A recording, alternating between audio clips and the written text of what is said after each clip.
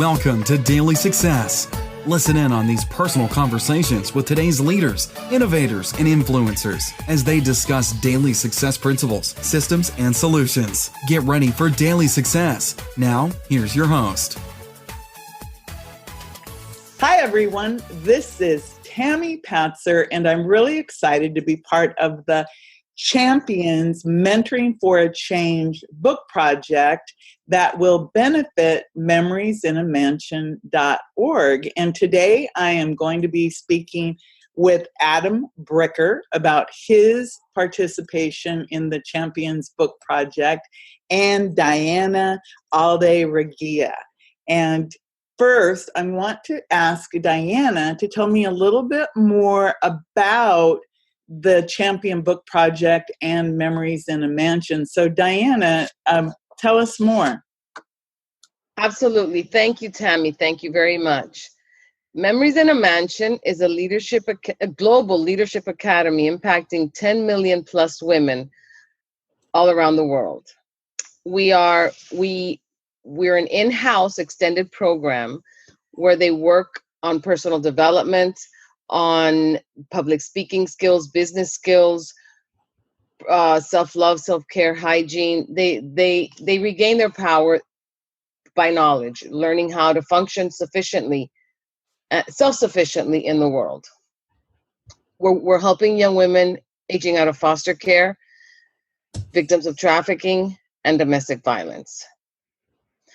We're giving them, some people ask, why a mansion? Why does it have to be a luxury venue? It doesn't have to be, but they're used to traveling around with a plastic bag with all their belongings. They have no place, no home. They've never had the audacity, I guess, to think they belong in a place like that. I want them to create a new norm that they belong anywhere, that their voice matters, and they can make anything they want happen in their lives. I want it to be a new norm. So tell me more about the Champions Book Project. How did that come about? Champions Mentoring Creates Change is a book of people overcoming their challenges. It's a compilation of a phenomenal group of people all in our network. You're one of them. Adam is also in the book. It's how they overcame challenges. We all have them. None of us is free and clear. If not, we don't grow. That's how we go from one part of our lives into the next, by crossing all these obstacles, all these challenges, and learning. That's what the book is about, and teaching these young women that no matter where you are in your life, there's a possibility of achieving anything that you want. Well, that's really great, and I really think that the Champions Book Project and the Memories in a Mansion, it's such a needed thing in the world to have people out there who share the light and the hope, and to mentor people and give people a hand up. And I've had the pleasure of knowing both of you for a couple years. And Adam Bricker, I actually met him at a program called Essence of Being. And it's interesting how we've all continued on this journey of growth in the last couple years. But before I ask Adam these questions, let me tell you a little bit more about him. Adam Bricker is a forward-thinking and innovative fitness philosopher. His ability to see what others miss allows for the creation of plans and strategies specifically designed to overcome obstacles that have previously prevented his clients from successfully attaining their goals. Focused in the business world, his high-impact solutions have helped manufacturers, corporations, franchisors, schools, and associations across the globe reach their goals to increase revenue, attract more clients, and improve public support. So that's just a tiny, tiny fraction of who Adam Bricker is. And Adam, you actually wrote a chapter in the Champions books. Can you tell me more about that chapter? And it's about the power of habit. So welcome.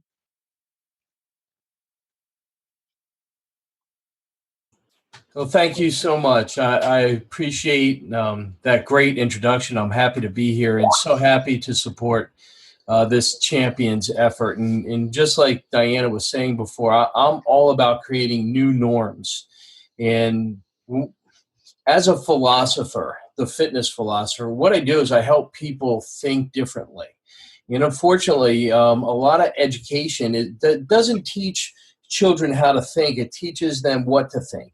It tells them where to stand in line. It tells them what to do. And then when they're faced with making decisions as adults, they don't have that foundation of thinking, of decision making that's that things are built on. And you mentioned EOB, and that's where we met. And a lot of these discoveries came through processes like that.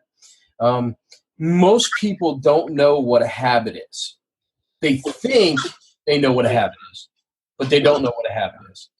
And the habit is truly I'm sorry, I'm just hearing feedback through your mic. A habit is not what you do again and again and again, getting the same results. People think a habit's what you do to what you do again and again and get the same results. I would like people to have an open mind and just consider for a second that what you do again and again is a result of your habit. Your habit is actually the way you think and what's programmed into your mind, which produces that physical action. So the habit is what you think and what you believe. And through the process of getting people to shift from the physical to the mental, they can understand that their beliefs drive their actions. This is why if somebody loses weight, they gain it all back. They lose weight, they gain it all back. And I work with people, especially when they get to that point where they're at 25 to 30 pounds down and they want to do another 20 or 25, they get stuck. And if they don't change their mindset right at that moment, they'll gain all the weight back. Okay, so that's where the habits come into play. And if you take somebody out of their environment and put them in an incredible environment like a mansion and give them a few benefits of life that they're not used to having, and while they're there, you teach them how to shift their mind, how to recreate what habits are, then you empower them to change when they walk out that door. That really is a phenomenal concept. And I think you're absolutely right about habits, because everyone I know who's ever been on any type of a change journey, there is a point where you either, especially with weight, you're doing really, really well, and then all of a sudden something happens and you either stop and plateau and you start gaining again. I mean, I've done it, and I know lots of other people have done it. And of course, the goal is still a long ways away. And I've even watched the 600-pound weight loss show, and I was watching these people, and it always, when they get stuck, the doctor always sends them to a counselor or a psychologist because it's in their head. And it really makes a lot of sense that if you work on your mind first, that everything else will fall into place. And with that, tell me more about the concept of alignment. It is all about alignment. All it is alignment, okay? And it's the alignment between what you believe, which is usually your subconscious beliefs, and what you do in the physical world. So what really is your habit and what people perceive as being their habit, okay? I can best use this example with smoking. Smoking cigarettes. It's real simple because it's black and white. You either smoke or you don't smoke, or you're kind of playing in the middle a little bit. So if you don't smoke cigarettes, you believe you don't smoke cigarettes. I'm not a smoker. And physically, you don't smoke cigarettes. It's a match. You're in alignment. Does that make sense? Yes. Okay. Conversely, if you believe you're a smoker and you smoke, so if your mental process is I'm a smoker and your physical action is you smoke, you too are in alignment. It's when a person decides they want to go out of alignment and not smoke. So they change the physical aspect without changing the mental aspect. So here they're a smoker, but I'm going to quit smoking. I'm going to not smoke. So now they're out of alignment. I believe I smoke, but I'm not smoking. Causes stress, anxiety, trauma, and it takes something called willpower. If you're familiar with the term willpower, I'm going to give you a real simple explanation of what that is. That is acting out of alignment, deliberately acting out of alignment. I believe I'm a smoker, but I'm not going to smoke. I believe I love donuts, but I'm not going to eat donuts. I believe I drink beer, but I'm not going to drink a beer. Okay? So you're acting out of alignment. It takes willpower. It will not last. It can last a day, a week, a month, sometimes years, but it can't last because we can't live out of alignment. One of my favorite teachers is Tony Robbins, and Tony taught me that people will violate their values to stay in alignment. Okay? So you're a smoker, you're not smoking, something's going to give. You're going to go back to smoking. You lost weight, you're going to gain the weight back. Unless you change your belief. And as a philosopher, one of the most important things that we can do to change our life in any kind of transformation we're going through is to unlearn what we were taught, is to unlearn what we picked up. You know, you ever hear the term picked up bad habits? What that really means, since a habit is a thought, is you learned a thought pattern from somebody else. Your teacher, your coach, your parent, the media, something emotional in your life programs something in your brain, and for you to unlearn it is the magical skill. Once you unlearn that you're a smoker, you don't smoke, okay? You don't need willpower. Do either of you ladies smoke? I used to smoke, but I haven't smoked since the 90s, so 20-some years. It's been. Okay. How much willpower does it take you not to smoke on a daily basis? I don't even think about it anymore. Yeah. So you are now in alignment. You moved your belief forward, and now you don't smoke and you believe you don't smoke. That's alignment. When people lose 25 pounds, what happens is they look in the mirror, they're not in alignment with their self-image. That is not me. That's subconscious. That's not me. You walk around and people go, wow, did you lose weight? Did you change? Did you, what are you doing? And they say, you look great. And I bet you're getting a lot of that right now. Okay. That puts people in a position that makes them out of alignment because they spent so much time going, oh, I'm too heavy. I'm too fat. I'm too this. I'm too that. And that's how they program their mind. And so here they are walking around accomplishing this great goal of losing weight and feeling great, but they're out of alignment. Okay. If you promised yourself you weren't going to smoke and you promised yourself you aren't going to eat a donut and then you go back and you do, you know what that's called? Self-sabotage. We familiar with this term, self-sabotage? Yeah. People are, but they don't really know what it means. What it means is you're acting in alignment with your subconscious, but you don't want to.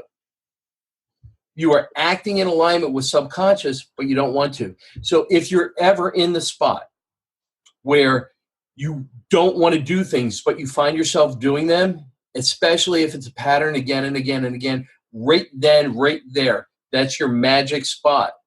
What would you have to believe to keep doing that pattern? I don't want to smoke, but I am. That means there's a subconscious thought in there that's driving that activity. And that's what I do as the fitness philosopher is I help people find that habit, find that thought pattern and change it. If you could change the thought pattern to, I need to lose weight, because if you've been overweight, you've been trying to lose weight for 10, 20, 30 years, and you've developed a habit of being overweight. Losing weight, getting fit gets you out of alignment. The second that you change your alignment to, I'm fit, happy, and healthy, everything in the universe will conspire to have you fit, happy, and healthy. Wow, that's pretty phenomenal. So you do work with people on changing the way they think about things as the fitness philosopher. So you mentioned weight. And so when you're thinking about weight, the big question is, what weight are you supposed to really be losing? And that's great. This is my number one tool as the fitness philosopher, because I want to lose weight. I want to lose weight. People don't understand what weight there is to lose. So they're programmed in this pattern of thought belief. They're programmed in this pattern of uselessness, of drivel. There's a lot of people in America that will walk around and say, "Hi, how you doing?" without any care in the world of how you're doing. So the same thing with I want to lose weight. There's only a few things that compose weight in your body. There's bones, there's muscles, there's fat, there's water. Okay? There's not that much more. So what do you want to do? Do you want to lose weight in your bones? No, people do. We've witnessed people lose weight in their bones, and they start bending over and they look frail. Okay, we want to be strong. Do we want to lose weight in our muscles? No. Probably not. Everybody knows muscle weighs more than weight. I'm sorry, muscle weighs more than fat. Okay, so some of these tricky weight loss programs work you out in a way that destroys your muscles. They guarantee you're going to lose weight on the scale, and you do. It's just you're not going from fat to fit. You're going from fat to flabby. I think it's a horrible thing in this country, and some companies should be shut down. However, we're not going to mention their names on this call. Okay? It's a strategy. So if you want to lose weight, you can eat and exercise in a way that'll shred your muscles, and your scale will go down, which is living proof that losing weight isn't the answer. Okay. Now, the thing in the body that most people want to lose is fat. Okay. And losing weight is a bad thing in the mind because it hits your targets and your emotions and the things we've been talking about. People try to replace it with releasing weight or some other kind of thing like that. And it's the same thing. Really, what you have to understand what fat is. Fat is simple. It's a biological tool. It's stored energy. It's the energy from the food you already ate. It's in your body. It's waiting for you to use it. Okay? If you put gas in a car, how is that fuel released? It's burned. Okay? And it has that, the carbon dioxide comes out the back. If you put wood on a fire, it's burned. So what do you do to use the fuel that's in your body? The fat. You burn the fat for fuel. Okay. And there's certain ways to do it. And, there's certain diets that are specifically designed to leverage the fat for energy. Okay. So you get more energetic, you get more muscle, you burn off your fat, so you get leaner, thinner, and stronger. It's just the best way to do it. But if you just want to lose weight, oh, by the way, I could work with somebody, especially women. They can be 2 sizes smaller. Their energy can be through the roof, and they can be leaner and curvier and look like they've lost 20 to 30 pounds, but really on the scale, they've lost 5. So that's a mindset that they have to be prepared for. It's not about losing weight. It's about taking control of your body and your mind and creating what you desire. Wow, that's a phenomenal thing to look forward to. You also talk a lot about a concept, ready, set, go. What does that mean? Yeah, that's the way we do the work. Ready, people. I'm ready to lose weight. Okay, I'm ready to lose, which pretty much means I'm tired of getting fatter. I'm frustrated with myself. I'm fed up. I'm ready to lose weight. So when they're ready to lose weight, what do? They take action. They join a gym. They start a diet. They take action at ready. Bad philosophy. So if you were watching a running race or participating, I don't know if you guys are runners. And no, okay. So we're watching the race. We're watching the Olympics, okay? And the runners come up to the starting line, and the starter yells, "Ready!" If they start running, what happens? They're off mark. They normally fall over. No, they get disqualified, right? Yeah, they're disqualified. The race stops. They're disqualified. Now, in some of the races, they'll give them a second chance. You do that twice and you're out. Okay. But they literally stop the race to start again. So if you are starting a diet and you're ready and you move on ready, you go too soon. You burn out and you don't have everything set up. Now, get set. So the way it goes in the race is ready, set, go. So people hire me as the fitness philosopher when they're ready to lose weight. But then we take time to get set. Okay? Now, how do we get set? Do we figure out what the right exercise plan is? Yes, of course. Do we figure out what the right diet is? Yes, of course. But we get set in the mind. We understand how you respond to success, how you respond to failure. Okay? What's the number one thing that shuts down a diet when people start when they're ready? Success. Success. Oh, I need to lose 50 pounds. I'm tired of this. I'm going to start on a diet. I just can't. I don't fit in my old clothes. I got to lose weight. So they start on a diet. Okay. They lose 5 pounds. They lose 10 pounds. And if they stick with it, they lose 20 pounds. Now they start fitting into their old clothes. Now they start feeling better about themselves. They don't have that desperation of being 50 pounds overweight because they look better than they have in a while. They're trending in the right direction. So what do? They loosen up the reins. They loosen the pressure and they loosen up the reins. They're not set. They're not prepared for that level of success, that middle level. Okay. So what do? They slack off a little bit. They let a little thing in. They let go of their willpower a little bit. And guess what happens next? They keep losing weight because they have momentum. Okay, so their body metabolism has sped up, and so they do that again and again and again. All of a sudden, they're gaining weight back. Success is the number one thing that shuts down the beginning of a diet program.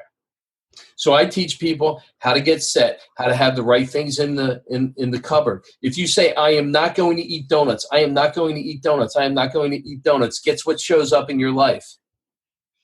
Donuts. Donuts. The opportunity to say no to donuts.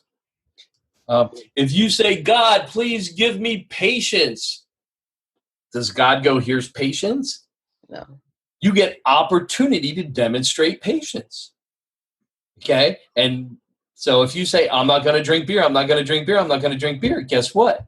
What shows up? Opportunities to drink beer. You know, a quick little example. I decided to cut beer out of my life when I was in my original weight loss process that was successful, and I saw it all the way through. Not going to drink beer, not going to drink beer, not going to drink beer. Go to a sushi restaurant. Small little place, only had about 12 tables in it. My date and I are sitting down at the table having a wonderful time. Party of 6 comes in. The only 2 tables left are on both sides of me. Would you guys mind moving over to one table? Yeah, we'll move over. Sure. Okay. They sit down. They're all having fun. They get their drinks, and all of a sudden a beer is put on my table. Hey, that's from us. Thanks for moving over. It shows up. Your resistance to it, your preparation, your being set is wonderful. That's the key. And once you're set, that's when you go. And for me, it usually takes 2 to 3 weeks to get somebody set. And when they go, they push through all the plateaus because they're prepared for that. And that is ready, set, go. Wow, it is a lot bigger process than I think most people realize. And weight is such a good example because we all have to eat. You know, smoking is something that, you know, you can live without smoking, but you have to eat and to live. So it's a whole nother dynamic. And I think you're absolutely right about that concept of success. Actually, you know, oh, I'm successful. And then you let a little thing go in or some stressful thing happens. And it's almost like, oh, you know, you revert back into something. Oh, that's really a phenomenal conversation. I could talk about this all day long because it is a personal interest. So if somebody wants to talk with you and connect with you, what's the best way to do that, Adam? So for me, I use a really simple piece of modern technology. It's called the Easy Card. And if you were to pull out your cell phone and text the word fitness to 64600, it would download my card. If you want to go there the old way, it's easycard.com/fitness. But just sending that word fitness to 64600 gets you into my online portal, and you can see everything Fitness Philosopher. Wow, that's really phenomenal. And I love technology because just like our conversation today, where we're able to have, 3 of us on this call at one time and record it and have the video. And then you've got the great easycard.com/fitness, or you can text it, and make sure that you send me that, and I'll make sure that that is in the show notes so people can easily contact you. So Diana, I wanted to ask you a little bit more about Memories in a Mansion, and I understand that you have a big event coming up also.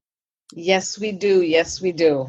But I wanted to reiterate something Adam said that has worked for me and may work for someone else. What does it take to? And whatever it is that follows in the situation that you're in. That has worked for me on numerous occasions, and I thank you, Adam, for that trick, for that tool. It's not a trick, it's a tool. You are welcome. Yes, and we are having an event. We're having an event August 1st. It's a book launch, fundraiser, and letting the world know that Memories in a Mansion is ready to go. It's August 1st from 7 to 10 at Villa Woodbine with Chef Bill Hansen catering the food. And we're super excited. We can't wait. And it's been a long time coming. So how can people find out more about Memories in a Mansion? They can go to the Facebook page, Memories in a Mansion, TM as in trademark, and they can find the events there. They can also go to memoriesinamansion.org, and they can also email me at Diana, DIANA, at memoriesinamansion.org. And I'd be happy to have a conversation. Well, great. Memoriesinamansion.org on Facebook, Memories in a Mansion, TM for trademark. And I think that just sounds like a fabulous opportunity to find out more, and also the book signing. And it sounds like a fabulous event coming up on August 1st. So Adam, before I let you go, do you have any last comments you wanted to share with everyone? Absolutely, and I thank you for this platform. I want to let you know that you mentioned technology. The power of habits is an ancient technology. It's what humans are built with, and it makes life easier when we want to. The problem is we're not taught how to use habits. So if you want to take a moment to understand that the power of habits, making things easier, putting parts of your life on autopilot, when you do them deliberately and they give you the results you want, we call those good habits. Anything you call a bad habit that you want to break, that's something that's probably programmed in from somebody else. And once you take ownership of it, you can get rid of it and change it easily. So you need to take control of your own habits so that you can change them if you want to change them, or add good habits in. So it all starts up here in your mind. I think that's my big takeaway, is it's not necessarily about what's going on in the rest of your body, because it's all up here first, and then your body follows with that. You absolutely nailed it. The mind is the cause. What happens in the physical world, that's the effect. Wow. So I think that your chapter in the book, The Power of Habits, is going to be one of those ones, a must-read chapter. But every single interview that we've done so far, I mean, the people are so phenomenal, and the messages and their missions are so big and great. So Diana, congratulations on bringing all of these people together in support of Memories in a Mansion. Do you have any last thing that you'd like to add? Yes, Tammy, thank you. And women are approximately half the population, the world's population. And they're not taken care of, and we don't take care of ourselves. Imagine if we help one woman, and it changes her life, her children's life, and the family she has. We improve societies and communities. What do you think that impact will have in the world if we multiply that? Wow. It would be enormous. And it would benefit us all. Yes, absolutely. And memoriesinamention.org. Everyone go check it out.